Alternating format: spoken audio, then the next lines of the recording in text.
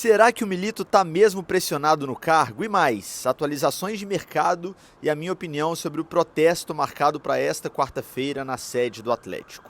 Roda a vinheta e bora falar de Galo.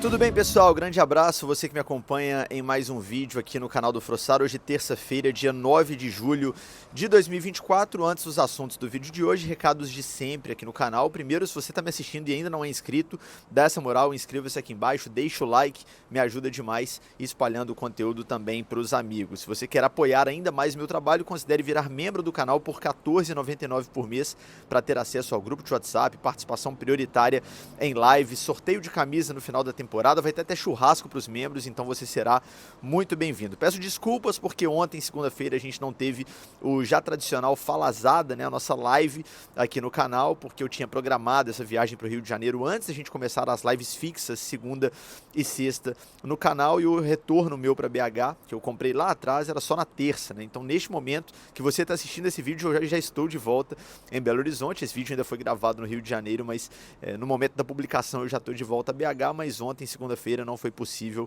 fazer a nossa live Falazada. Na sexta ela volta normalmente às 23 horas aqui no canal, beleza? Recados dos nossos parceiros. Se você ainda não fez o seu cadastro na KTO, faça utilizando o cupom FROSSAR, vai te garantir 20% de bônus no primeiro depósito e a primeira aposta, caso você erre, o valor volta para você como bônus para uma nova tentativa, beleza? Aposte com responsabilidade, a aposta esportiva é para se divertir. E o recado da Confiax, nossa parceira mais recente aqui do canal, seguro de verdade para o seu carro, para a sua moto, para o seu patrimônio, proteção total contra furto, pane elétrica, tem assistência 24 horas, um tratamento de primeiro e o melhor preço garantido. Eles trabalham com a margem mínima de mercado, então você não vai encontrar preço melhor para seguro, para colocar o seu bem de fato protegido e ficar tranquilo nos seus dias, beleza? Vamos então falar de Galo, pessoal. O Atlético treinou hoje pela manhã na cidade do Galo, o Saravia segue fazendo o processo de transição, foi um treinamento com a participação de vários garotos do Sub-20 do Atlético, completando o treino, o que é muito normal, né? Especialmente neste momento em que ainda há desfalques aí importantes, né? Jogadores no departamento médico, o Arana ainda não participou do treino de hoje, está retornando a Belo Horizonte. Neste momento que você está vendo esse vídeo, o Arana já chegou certamente a BH, vai participar do treino de amanhã, mas hoje pela manhã ainda não estava no CT.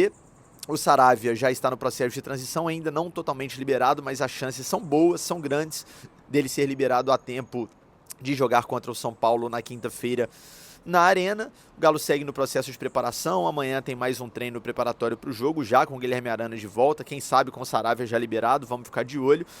E o Atlético amanhã terá que conviver ali, né, na sede administrativa com um protesto marcado para as 8 horas da noite, salvo engano, protesto organizado ali por alguns torcedores na internet. Eu ia deixar esse assunto para o final do vídeo, mas vou falar de uma vez, porque é evidente, assim, eu estarei no protesto como jornalista acompanhando, né, o que o torcedor que vai participar tem para dizer, para questionar. Eu já cobri dezenas de protestos, né, nesses meus 9 anos aí cobrindo o Atlético. É óbvio que eu não concordo com todos eles, já tive protestos que eu estava cobrindo, olhando para o que era pedido ali, pensando, cara, isso para mim não faz o menor sentido. Alguns eu estava cobrindo e concordando com o que era proposto ou reclamado ali.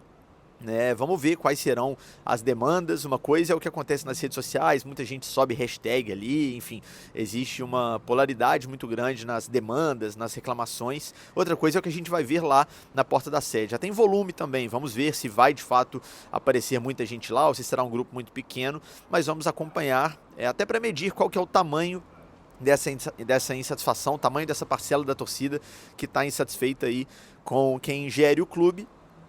Pode ter a ver ou não, pode ser uma coincidência, ou pode ter sido aí um reflexo, né, uma atitude a partir do protesto ou da convocação do protesto, mas o Atlético vai conceder uma entrevista coletiva na quinta-feira, né, às 11 da manhã, na Arena MRV, com o Bruno Musi, CEO do clube, e com o Vitor Bage, diretor de futebol. Agora, assim, a gente tem o papel de jornalista de acompanhar, de reportar o que está acontecendo, e muita gente, infelizmente, confunde o que a gente está reportando e a nossa opinião. A gente precisa acompanhar e noticiar o que acontece, nem sempre a gente concorda com tudo, mas já que esse espaço aqui no canal vocês já estão acostumados, tem opinião também, além de informação, eu vou dar minha opinião em relação a todo esse momento de insatisfação de parte da torcida, que é evidente, é parte dela com aqueles que gerem o clube. Eu acho que é uma questão muito mais de comunicação do que de atitudes ali feitas pelos donos do clube, enfim, pelos gestores do clube. Eu acho que o Atlético peca muito nessa comunicação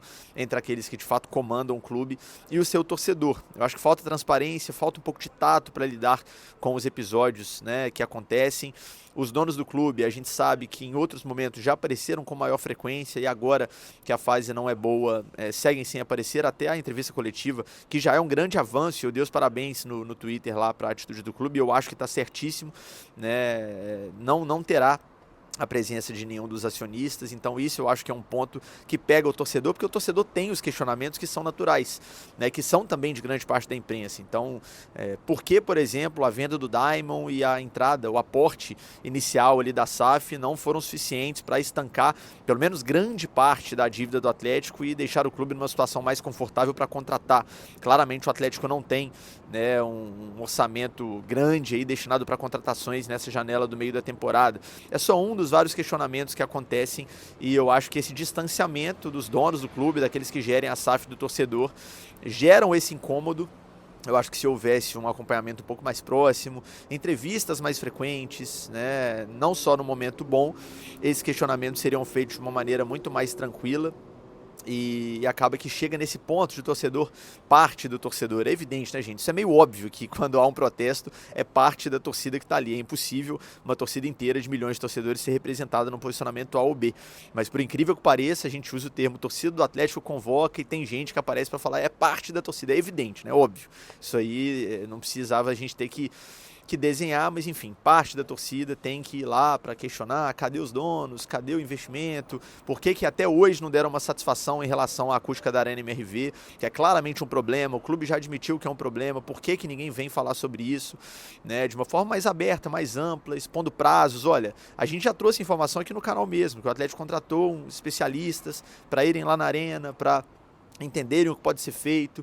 Muita gente reclama do gramado, então aqui eu citei questões que envolvem as finanças do clube, que envolvem o futebol, que envolvem a arena, e tudo isso muito, sabe, lento, as apurações são complicadas, não é fácil a gente obter informação de qualidade, e se os donos do clube, se aqueles que gerem o clube tivessem um pouco mais desse tato de entender que o torcedor ama o clube, quer um pouco mais de atualização do que está acontecendo, do bom e do ruim, eu acho que não chegaria a esse ponto, mas de toda forma, está registrado minha opinião, que eu acho que falta um pouco de comunicação melhor. Eu não acho que os donos do clube, especialmente os investidores que já estão nessa reformulação desde 2020, são completamente vilões e que destruíram o clube, não fizeram nada de positivo para o clube. O torcedor racional sabe que os investimentos feitos lá atrás foram decisivos, né, para os títulos conquistados em 2021, por exemplo. Sem os investimentos nada teria acontecido, que o Atlético de fato mudou de patamar tecnicamente, né, de pré-2020 para pós-2020, muito em função desses investimentos, né. Eu não sou dessa linha radical de, meu Deus, fora 4Rs, que nem são mais 4Rs, né? Pelo menos aqueles que gerem o clube e os principais acionistas nem são aqueles que antes eram os mecenas, né? Houve algumas mudanças e eu estou preparando inclusive um vídeo aqui no canal para explicar melhor sobre elas, mas eu não acho que o Atlético precisa urgentemente de outros donos da SAF. Meu Deus, nada presta, manda todo mundo embora, acabaram com o clube. Eu acho que falta um pouco de transparência para explicar o que está acontecendo, o que foi feito, o que não foi feito e por que não foi feito até aqui, qual que é o planejamento a médio e a longo prazo. O Galo fez lá atrás aquele Galo Business Day e a gente tinha uma expectativa de ter um acompanhamento mais frequente, né? Sobre as finanças do clube. Isso não aconteceu, só aquele ensaio ali, depois a gente voltou a ter uma escassez muito grande de informações. Então é legítimo o posicionamento do torcedor, dessa parcela da torcida que vai à porta da sede para protestar. A gente vai acompanhar, fazendo o trabalho jornalístico que a gente sempre fez, e a partir daí, com serenidade, a gente tira as opiniões. Eu já estou adiantando um pouco da minha, não acho que é tudo ruim, não acho que é a pior SAF do Brasil, nada disso que algumas pessoas falam, né, nas redes sociais, principalmente, que a gente sabe que é uma bolha, mas eu acho que falta sim um acompanhamento um pouco mais próximo e um diálogo mais próximo dos donos do clube com o torcedor, beleza? Portanto, protesto amanhã, coletiva na quinta-feira. Voltando a falar do treino, só pra gente amarrar, né? Como eu falei, participação de vários garotos do Sub-20, o Saravia ainda na transição, boas chances de ir pro jogo. O Arana ainda não participou do treino de hoje, vai treinar amanhã normalmente com os companheiros e vai pro jogo contra o São Paulo. E o Zarate, infelizmente, com problema no pub, segue na fisioterapia, segue sem treinar em campo e é praticamente impossível a presença dele no jogo de quinta-feira. Tomara que ele volte o quanto antes. Quem assistiu a coletiva do Milito no Rio de Janeiro contra o Botafogo, depois da derrota para o Botafogo, viu tanto que ele, Milito, sente falta do Zarate, tanto que é um jogador central ali para o time dele, e infelizmente ele já está desfalcando o Atlético há alguns jogos em função desse problema no pubs, desde quando ele saiu do jogo lá em Criciúma contra o Inter. Então boa recuperação para o Zarate, que ele volte o quanto antes. Hoje também rolou a entrevista coletiva do Lianco, né? Um papo bem legal, o Lianco mantendo o discurso ali de que prefere mostrar em campo as qualidades dele, mas garantindo que não vai faltar raça, que não vai faltar disposição, vontade. Realmente, as pessoas com quem a gente conversou em relação ao tempo do Lianco, né? A era do Lianco vivida lá na Europa, dizem que é um jogador que se entrega muito, um jogador muito raçudo. E dentro de campo a gente vai ver ali as características técnicas dele muito em breve, a partir do jogo contra o Juventude. Eu já falei isso, pessoal, eu já expliquei em vários vídeos, mas vou explicar de novo. Né, os reforços não podem jogar contra o São Paulo para que não haja um desequilíbrio técnico na 16ª rodada. A janela abre no dia 10, né, quarta-feira, e o regulamento diz que os reforços só podem jogar um dia depois de serem regularizados. Alguns times jogam dia 10, outros dia 11 na 16ª rodada. Então, os times que jogam dia 11 seriam beneficiados porque já teriam aí regularizado os jogadores na véspera e já teriam esses caras à disposição.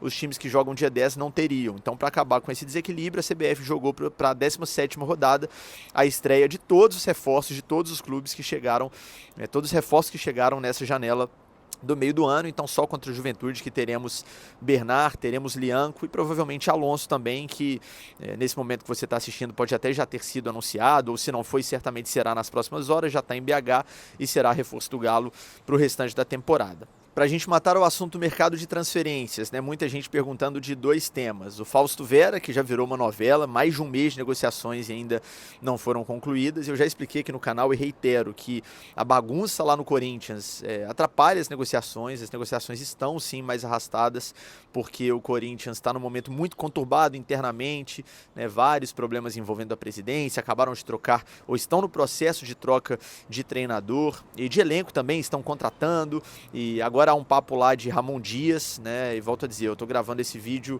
ainda às 3 da tarde desta terça-feira. Então, de repente, nesse momento que você está assistindo, já podem até ter anunciado, por exemplo, o Ramon Dias. A informação que eu tenho de agora é que o Atlético segue confiante de que o Fausto Vera será, sim, jogador do Galo, né? Lá em São Paulo, muita gente falou que a chegada iminente, ou às vezes até já confirmada neste momento que você está assistindo, do Ramon Dias, poderia travar a negociação, que o Ramon Dias gosta do atleta, mas o Atlético mantém o foco no Fausto Vera. Eu tentei até apurar ali um possível plano B, um outro nome que o Atlético estaria atrás, mas me disseram, olha, o Atlético vai até onde for possível pelo Vera. É um jogador que o Milito conhece, o que aceleraria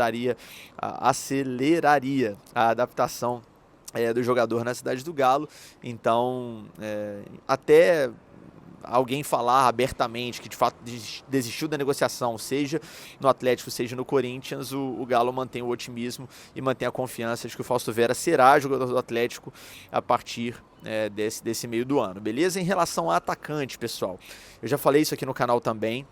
É uma posição, sim, que o Atlético está buscando. Aliás, o próprio Vitor, e a entrevista completa do Vitor depois do jogo contra o Flamengo, salvo engano, está aqui no canal também. É só você procurar que você encontra para assistir. O próprio Vitor admitiu, numa pergunta que eu fiz, inclusive, que o Atlético, sim, está de olho em alguns nomes para tentar reforçar o setor de ataque. Mas o que acontece? Claramente, isso dá pra gente deixar muito claro com todas as letras, o ataque não é uma prioridade do Atlético nesse momento, pensando em contratações. O discurso de todas as pessoas com quem a gente conversa em relação a negociações por atacantes é de que o Atlético está atrás de oportunidades, e quando essa frase vem, significa que o clube está sim monitorando alguns nomes, mas vai trazer jogadores que não necessitem aí de um grande investimento financeiro, né? O Atlético tem as famosas restrições orçamentárias. O que é isso, né? Os donos do clube ou os gestores financeiros do clube colocam um número ali que o diretor de futebol, no caso o Vitor, pode usar para contratar, e ou cabe dentro daquele orçamento ou não cabe, né? O Atlético não vai fazer grandes investimentos altos por um atacante nesta janela do meio do ano.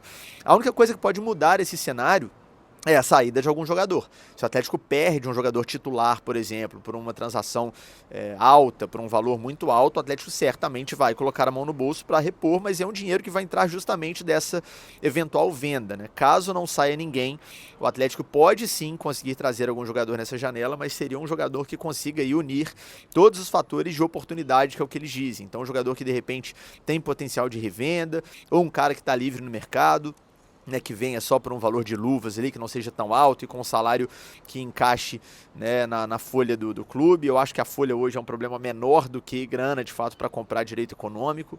Então, não esperem uma grande contratação para o ataque, um cara que vai chegar para resolver sem sair ninguém, porque não é esse o discurso que o Atlético vem adotando internamente, beleza? Pra gente fechar, pessoal, Gabriel Milito, né? Nos últimos dias houve aí uma preocupação de grande parte da torcida, porque algumas pessoas disseram que o Milito está muito pressionado, que esses próximos jogos podem ser aí decisivos para uma permanência ou não dele no cargo, que se ele perder para o São Paulo ele pode cair.